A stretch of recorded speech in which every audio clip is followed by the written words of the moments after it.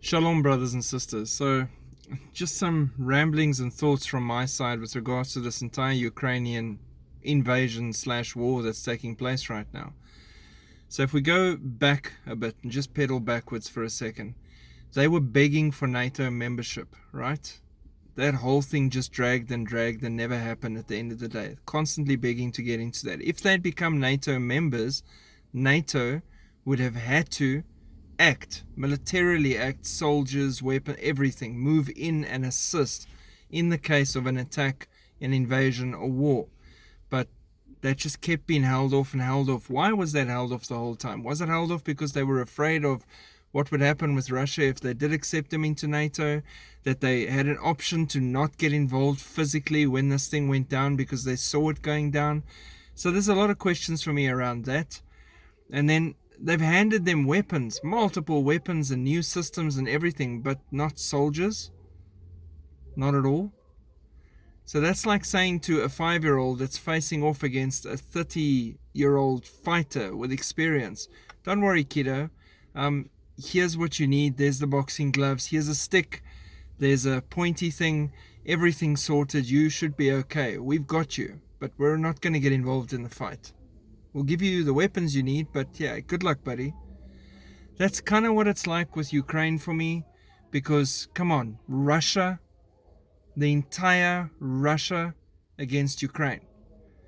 No matter how much weapons you're going to give Ukraine and equipment and things like that, if you're not willing to get in there and get involved and commit and go and face off hand to hand with the Russians to show them, wait, it stops here, what difference is it going to make? That person's still not going to be ready to face off against an overwhelming foe. And since this morning, how many strikes and attacks, they're retreating, the Ukrainian soldiers, from their areas. The whole Donetsk, Luhansk regions are going to be taken completely. And then who knows what's next. Putin's promise on the SMSs to the Ukrainian soldiers was 2 days, and we'll take your country. Now, he says he doesn't want to occupy, but he also said he's not going to invade Ukraine. And here we are. Ukraine's invaded. So can we trust the not occupy thing? I doubt it. I think he really will.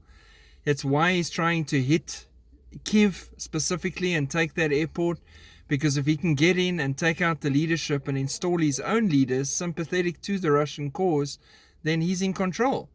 On paper, it'll look like Ukraine's back to normal with Russian support, but Russia will actually be running Ukraine.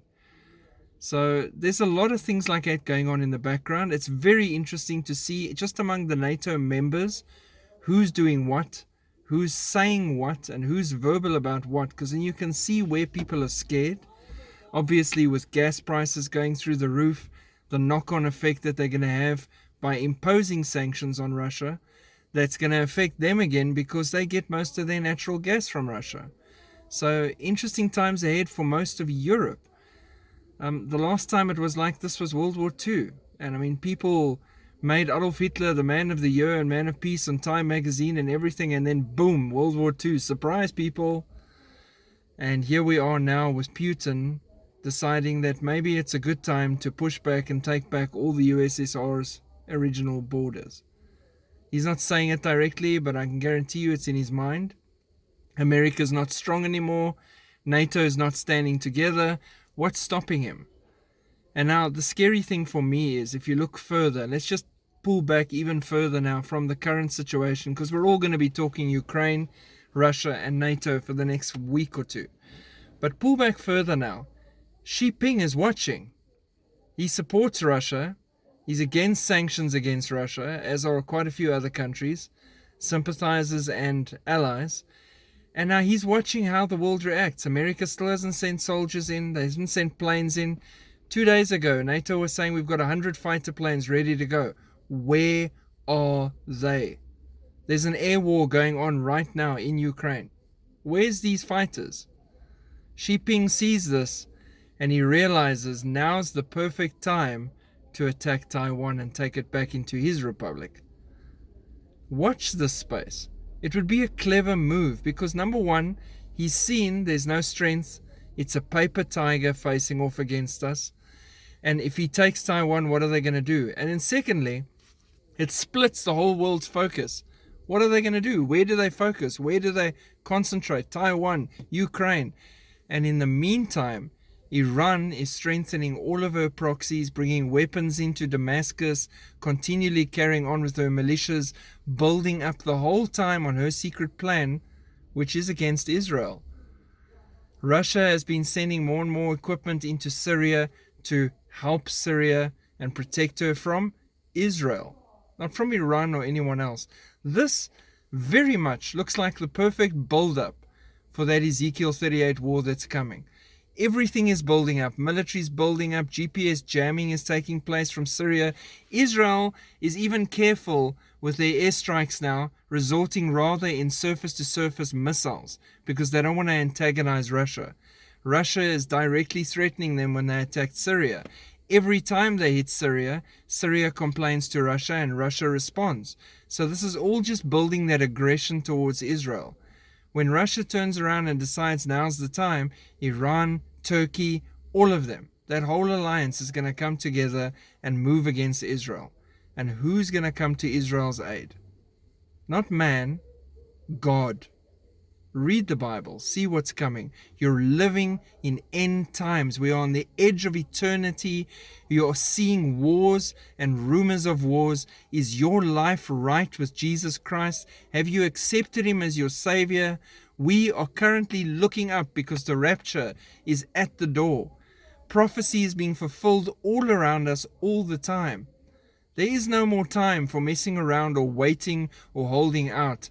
Life needs to change for you dramatically. You need to get your relationship with God correct and on track now. There is no time to wait. Focus on what's important. Eternity is a long time, people. Now I'm praying for the people of Ukraine.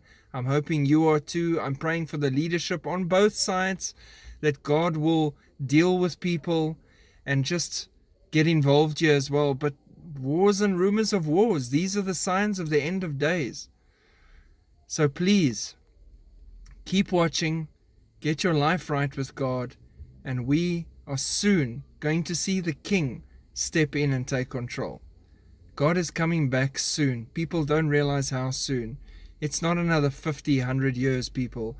We are literally on the edge of eternity. My heart is for your heart to be right with God.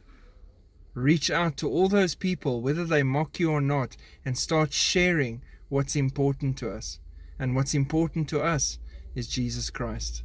Yeshua HaMashiach, the King of Kings. God bless. I'll keep you updated as things develop. Shalom.